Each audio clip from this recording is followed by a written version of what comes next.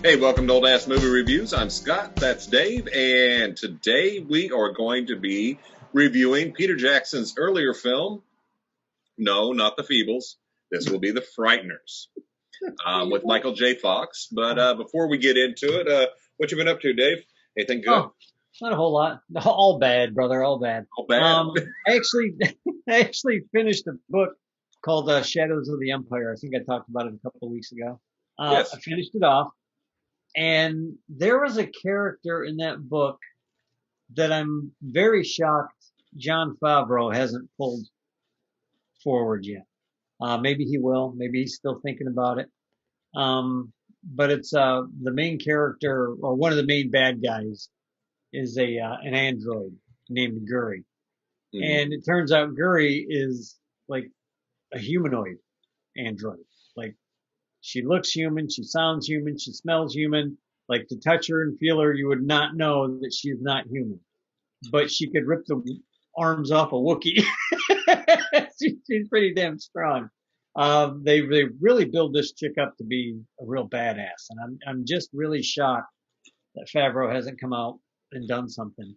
And I started thinking also that this story would make perfect fodder for something in the Star Wars universe now, because they can do it in that space that they have all set up. You can build all the sets in space. You can Right. everything they can do, and they've got Lords, Carrie Fisher's daughter. You got the guy who plays Lando Calrissian. Can never remember his name. Can never remember his name for whatever reason. Now the younger version of him. You got the big 8 foot tall guy that Yeah. plays Chewbacca now. And that's and you got Mark Hamill's son. Yeah. Guess what? You just cast this damn movie. You've got the script. You pull in a good script writer. You pull in a guy like Kasdan. You pull in a guy like Kasdan's son. You maybe even pull in Steve Perry, the guy who wrote the book, and see if he can, maybe throw out ideas or something. But I could see this being about a 6-parter type of deal. It'd be pretty good, especially with Favreau in charge of it. I mean, forget about it. I was just thinking, like, while I was rereading it, this is like the second or third time I read it. And honestly, I had forgotten completely about the Guri character. Guri is how you spell her name. So I think you pronounce it Guri. And Zizor, I don't know who you'd get to play the big bad guy.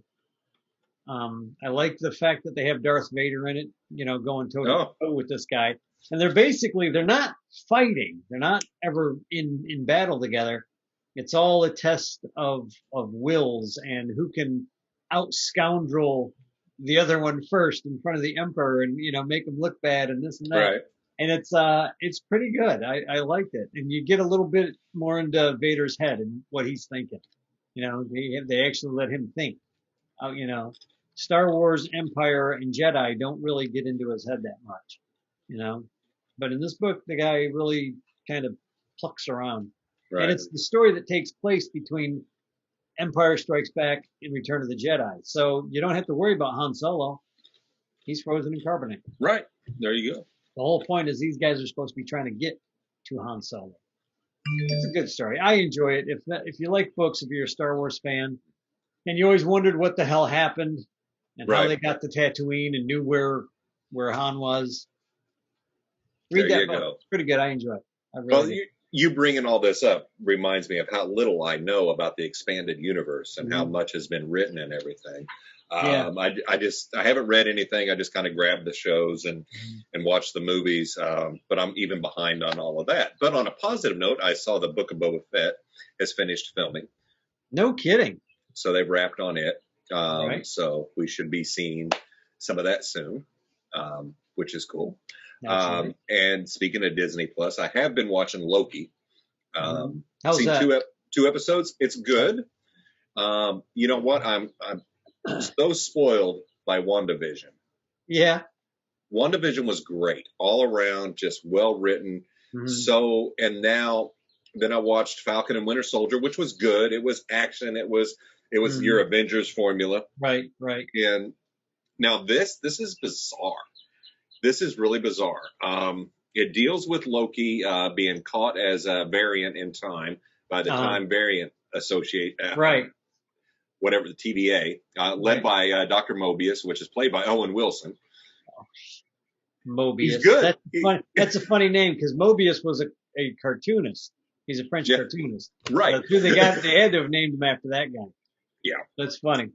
So, and when he gets there, when they take him back to the TVA's base, everything is in 1950s style. I like it. All the monikers, like the clothes, he has introduction videos that are done in 1950s animation style.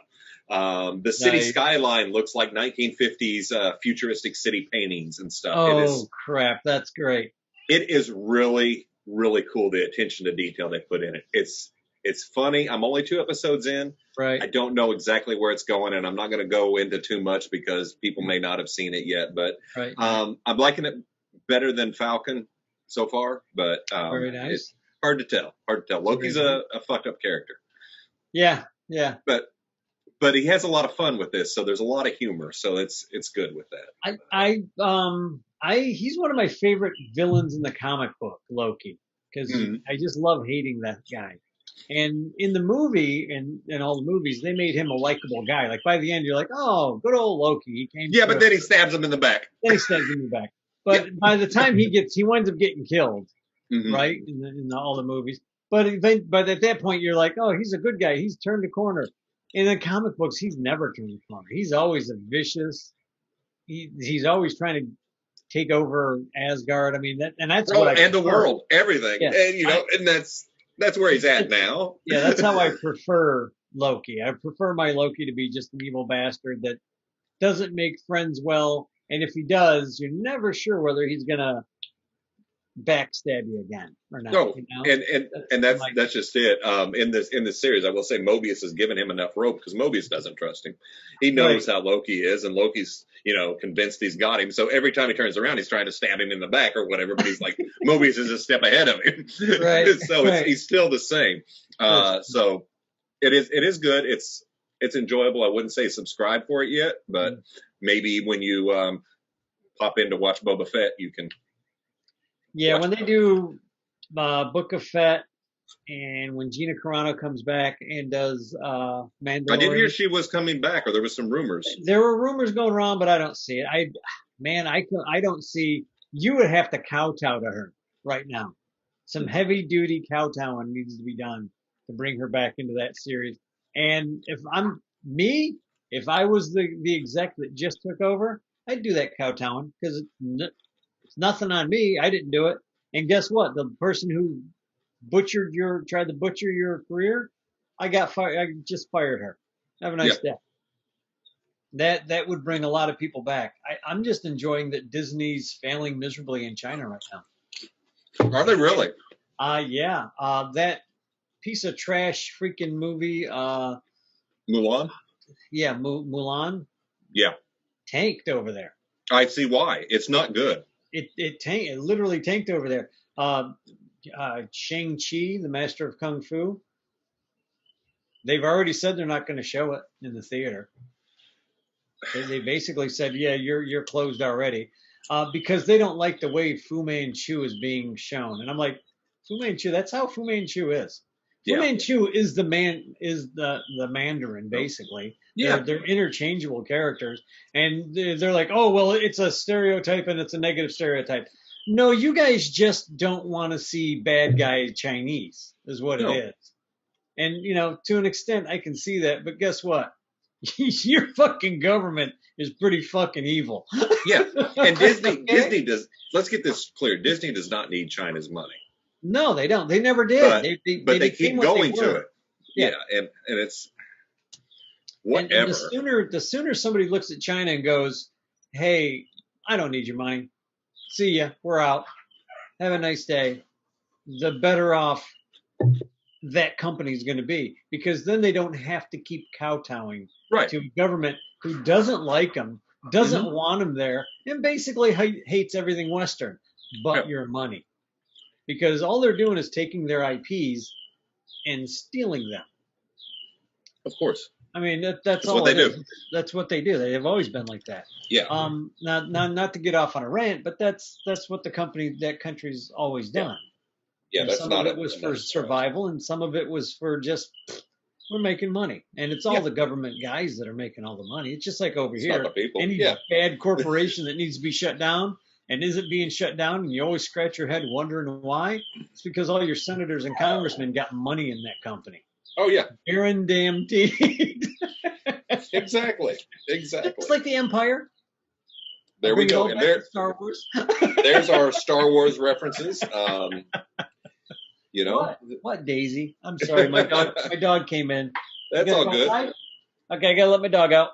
All right.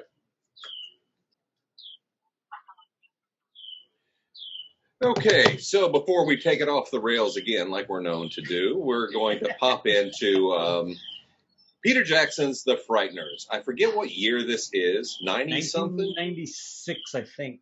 96. 95, This is a fun movie. It's got great acting, great effects. They still hold up so damn well. And yeah, pretty good. I was shocked. One of the questions that I have is, or one of the thoughts I had is, R. Lee Army, he's dead now. And do you think you wonder if he might be in a graveyard? Get back in that grave, you maggot! I've got 85 more years in this graveyard, and I've got some plot of dirt with your name on it. He made a living as the drill sergeant. He just got to continue after he left. I know, and then he just kept doing it. That's what's so goddamn funny about him. I know. He was a drill instructor for how many years, and then when he left forever. being a drill instructor, he got acting jobs as a drill instructor. Of course he did, and he's perfect. I mean, everybody will look at him and always remember Full Metal Jacket. He's the best part of that damn movie. Yeah, he's the only good part of that movie as far as I was I'll concerned. agree with that. Yeah. Modine's okay in there, so. Yeah. But, yeah, that just cracked me up. It's like, oh, look at that. That's funny. Have you ever seen Frighteners before? I don't remember. I have. Okay, several times. But it had been a long time. One of the things I didn't catch before, though, was John Astin was in there as the judge. Oh, you didn't realize that? That's who that guy was? That's funny. No. That's, the voice. Sean Once Astin. Gomez Adams. Yeah. The original Gomez Adams. Yeah. Absolutely. Yeah. And his son, Sean Astin, is, please, Mr. Frodo, don't go alone. Or we can go to the Goonies. Yeah, the Goonies. That's awesome. That's a good one. Yeah. Yes. So there's a lot. Michael J. Fox in there. At the time that he was doing so many movies, he was pretty much a hot commodity at this time, with coming off of the Back to the Future trilogy. And the thing that was known as Teen Wolf. And God, that was a horrible movie. Yeah. I don't know where this falls in all of that, but I just remember I'm thinking there was Doc Hollywood. There was all these. He was big shit at this point. He was. And he's really good in this as the shady, drunk, just depressed psychic. Yeah. And he's not even a real psychic. No. Technically, he's not a psychic. He's just got a couple of freaking clowns. But he can see ghosts, and he can talk to ghosts. So let's back it up. If y'all haven't seen The Frighteners, stop, go watch it, and then come back and join us, because we're going to spoil this movie. Okay. So this movie sets up with a town that's got a lot of people dying in it, and you have Jack. What the hell is his name? Barrington. Michael J. Fox's character is a private parapsychologist, paranormal investigator. But here's the thing. He's a scam artist. He's hired ghosts because he can talk to ghosts. And he has them go for whatever reason, he does see ghosts. He does. They're just scamming with them. Yeah. So he's got a little side hustle. They scare people. They call him. He cut Frank Martin. Or no, Frank Barrington. Yeah. Anyway, they call him, and he comes in and fixes it, and they all leave, and they have their money or whatever. Yeah, that's so damn funny. Yeah. But he does it for pennies. He's not even like making money at it. He's so bad. He's got the ghosts to help him, and he still can't rip people off well. He never recovered after the loss of his wife. No. That totally wiped him out. And that's that's the arc you see. You see that he there's a story running in the background of this movie of a serial killer couple. From with the 60s. Jake Busey. God. Oh my God, he's great. I forgot how good he was in this, and I would love. We watched and I was listening to our podcast from Reanimator. Mm-hmm. How would you like to see Coombs and Busey be in a movie together, both being psychos? But I would have them. I would turn the page on them instead of having them be the bad guys. I'd have them actually be the good guys. Yeah. And just be completely psychotic. Well, with Coombs' character, that's a weird character to begin with. And it's just, my God. There is so much wrong with this character, but there's just not. There's comedic moments. He's just such an asshole, such a insufferable prick. But then when he goes to get in this car and he puts this little tiny donut down to sit on, and and she starts yelling at him because he can't handle women who holler at him. So Lord knows, I would love to have seen what Peter Jackson and them wrote up for this character. Because he's got a backstory. At one point, Combs rips his shirt off, and it's got all kinds of occult imagery just carved into his chest. Yeah. Oh. He's like completely psycho. And he's the FBI agent. Yes. He's the one supposed to be investigating all the deaths in this town. Yeah. There was something weird with him. I wonder. Yeah. I love him in this movie. It is a neat little weird comic relief. But I'm trying to figure out why he was even there. He was the FBI agent. But him. Oh, him personally? Because don't you remember the sheriff said that he was undercover for most of his career? Yeah, he was undercover for most of his career. He's a little edgy. I'm just trying to figure out why they went there. Comic relief, I guess, or just bizarre. Give you somebody to hate. It was a weird choice. I'm not saying it. I mean, it worked. It worked 100%. It's just, wow. It was kind of ballsy. Like, why have that character at all? You could have had any FBI agent who had been investigating the occult to have been the foil to Frank, but you had somebody who was fucking psycho. I mean, just full-blown crazy. It works. It really ups the ante to have somebody that's psychotic that's human. Yeah. And then you see the psychotic of the other guy, who's who just escaped from hell and came back. Because his wife was number 13. Yes. Frank. Yeah, Frank. I know. I call him Jack too. Frank's wife was number 13, victim number 13. Yes, and she came back. It didn't really dawn on me for first few times I watched this is how Jake Busey's character comes back. It's because when the girl's released, she gets her hands on Ouija boards and she's opening up dimensions trying to call him back, and he escapes hell through the Ouija boards.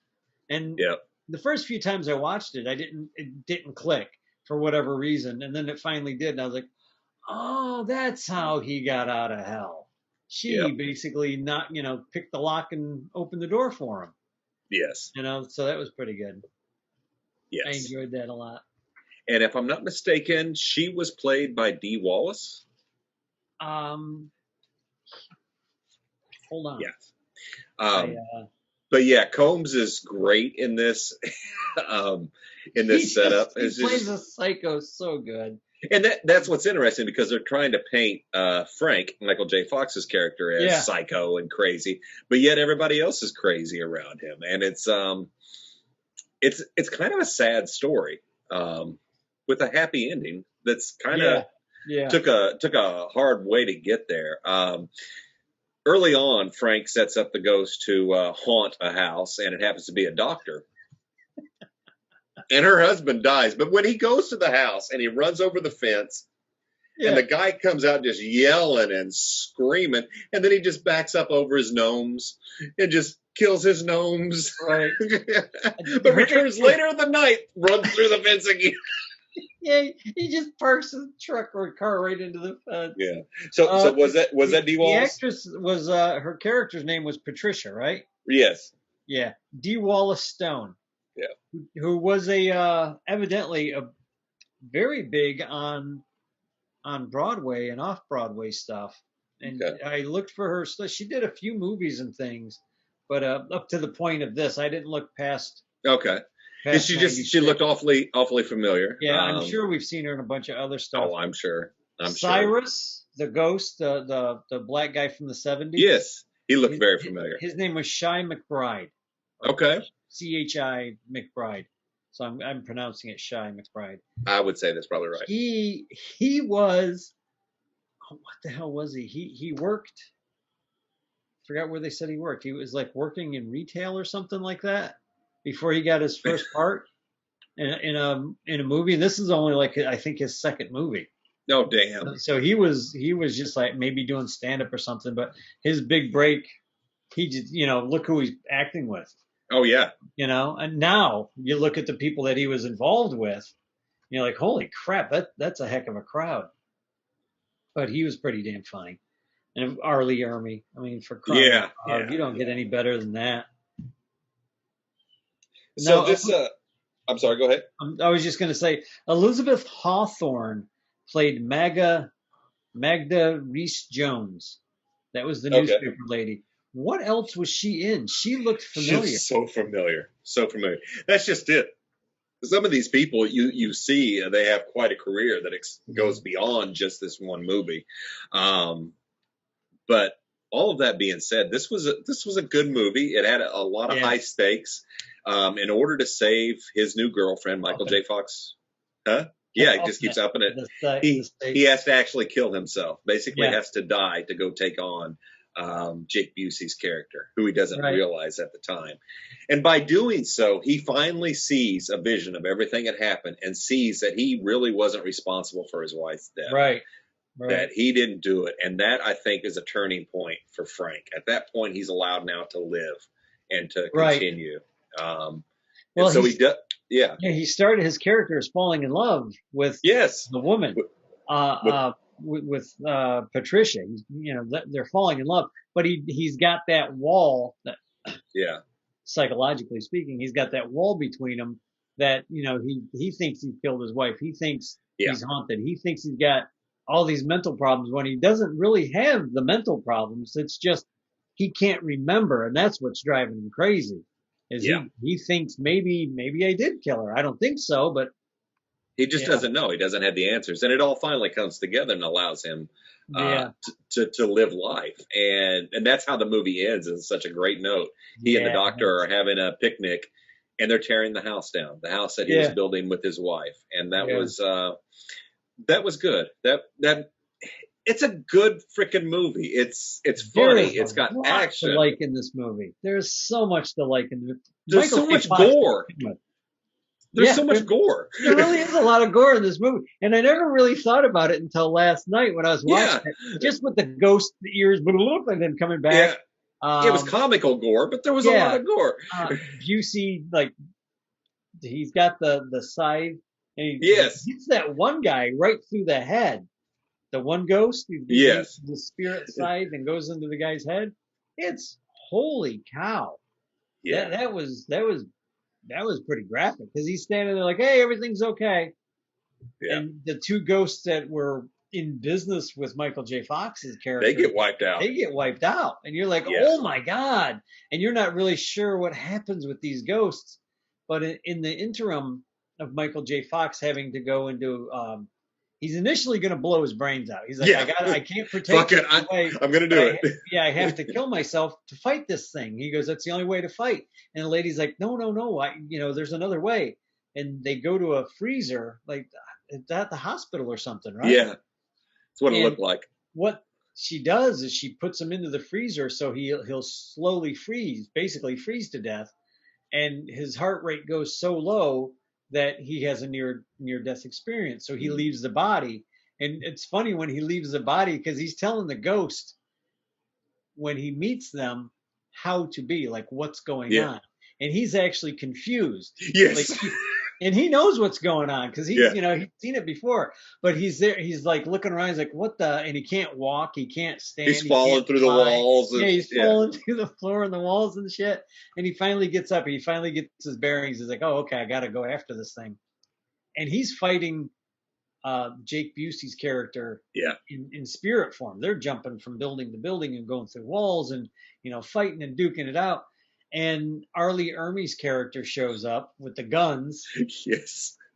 And he just starts shooting. He just wipes him out. He damn near got him, man.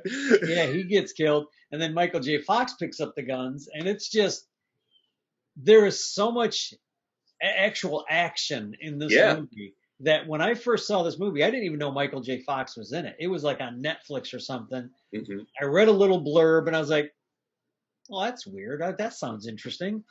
I turned it on and I didn't realize it was supposed to be a comedy either. Yeah. So it's a little comedy drama, more comedy than drama. It's dark humor. Humor. There's a lot of dark humor in there, especially when Coombs' character. Coombs is all, FBI agent, the crazy psychotic FBI agent. Oh my God. Forget about it, man. That guy. He took that role and turned it to 11. He's like, you want me to be crazy? Boom. You talk about chewing up some scenery when he shows up. He's just sitting there gnawing on the desk. Get out of the way, Michael. I'll take care of this. I'll show you how it's done. And that is, to me, that's a masterclass watching Coombs come in. It just be. And not even in. He's not even in the scene exactly yet. They're shooting Jeffrey Coombs' character when he first shows up through a window over the shoulder of Patricia, the character, as he comes in a door, and you just spot him instantly. And he's jittery, he's nervous, he's looking around, and then they kind of zoom in a little bit, but you're still looking through the window at him. He's still on the other side of the blinds, and he's coming and he's standing in between the two blinds. Mm-hmm. And he's looking and he's like doing a little nervous look, and he goes to hide. And finally it comes back to the sheriff, and the sheriff's like, you want to come in here? Yeah. What are you doing out there, man? But just the minute he shows up, he takes the action and he takes the acting. And it's almost, to me, when I was watching it last night, it was almost like everybody up their acting ability. Like everybody's like, oh no, this guy is not going to outdo me. Yeah. This guy is not. I am right. I'm the star of this show. Yeah. So overall, great, fun 90s flick. Yeah. Effects still hold up. It's just a good movie. I'm glad we watched it. It's been a long time. Yeah, it's fun. I will give my old ass movie review recommendation of definitely watch The Frighteners. Definitely.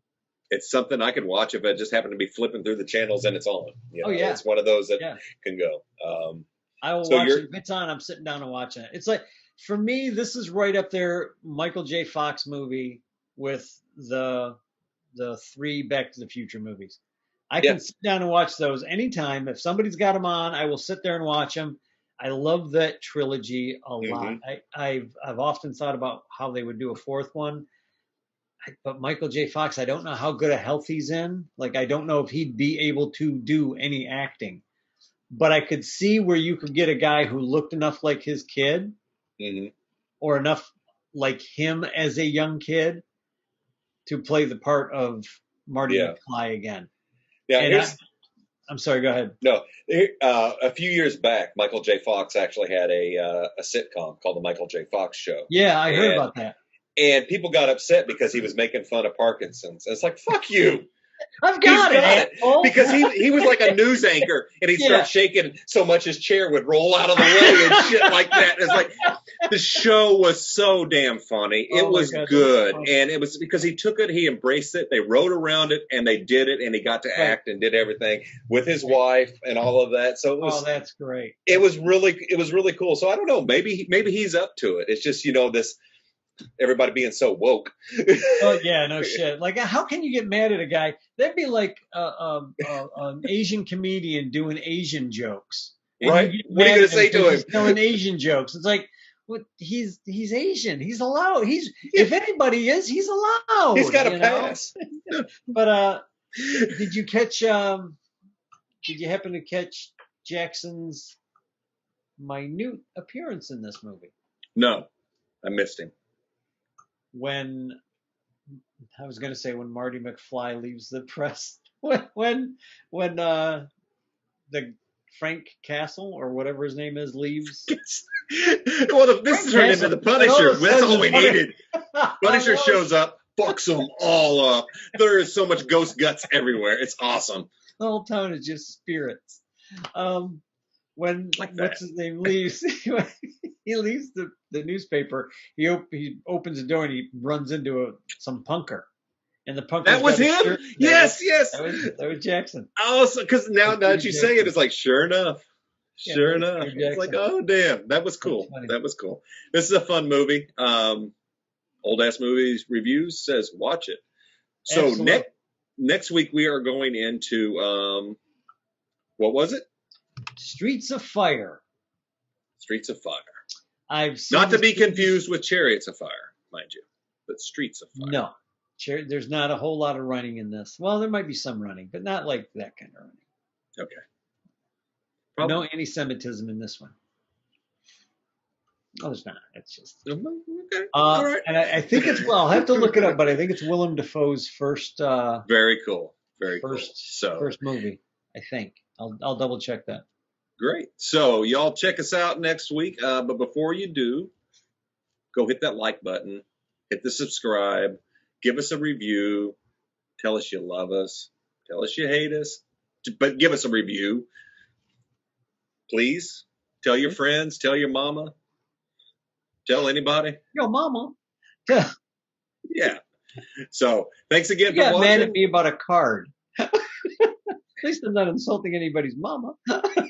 Before we leave, what does your shirt say? Oh, this shirt actually says, just be a good human. Be humble, be kind, spread joy, peace, and love. Now, this is not my shirt. It's This an is awesome the shirt. shirt of this guy here, Jamel, aka Jamal. Okay. It's one of the guys that I listen to on here on YouTube, and I highly recommend him. He's very funny. He doesn't swear. I'll tell you that much right now. He does not swear like Scott and I What the fuck? on here. He's a very nice guy. I saw the shirt. He wears these shirts on his show. It's his own little thing. And I was looking at that, and Kent and I looked over at each other and we're like, I want that shirt. For whatever reason, I want that shirt. And I put it on today just for the show, because I didn't have a Hawaiian shirt that was clean. Right. So I put this on, and I thought, you know what? It makes me feel good. It makes me There feel. you I go. try to remember to be humble. I try to treat everybody the same, that just as big a piece of garbage as I would anybody else. So I'm kidding. No, that's cool. That's cool. But it's a good sentiment, and I try to live by it. I fail a lot, but I try. Hey, at least you try, unlike some assholes. So Yeah, some bastards. some bastards. Fuck you. I'm over here trying to be a good person. You're a fucking asshole. But if Is that how it works? with that said, honestly, if you like reaction videos and stuff, this guy does some really great stuff. He's very funny. He's very entertaining. He did one, and I was just watching it. It wasn't even a reaction video. He just went to go visit his mom in his old hometown, in his old neighborhood. And it was just funny because he went to the door to knock on the door, and you can hear the mom on the other side of the door going, "Who is it?" And he's like, he looks at the camera like, what do you think it is? You know, it's me. and he just goes in, he sees his mom for Mother's Day, and it was just kind of a cute little thing. And I have no idea why I even watched it, other than I like the guy. I will have to check him out. I want to see what his mom looks like. I want to see where he lives. This guy's a nice guy. Very cool. He seems like a pretty humble guy, and if I could ever get to that level of humility, I'd be Goals. probably much more successful than I am.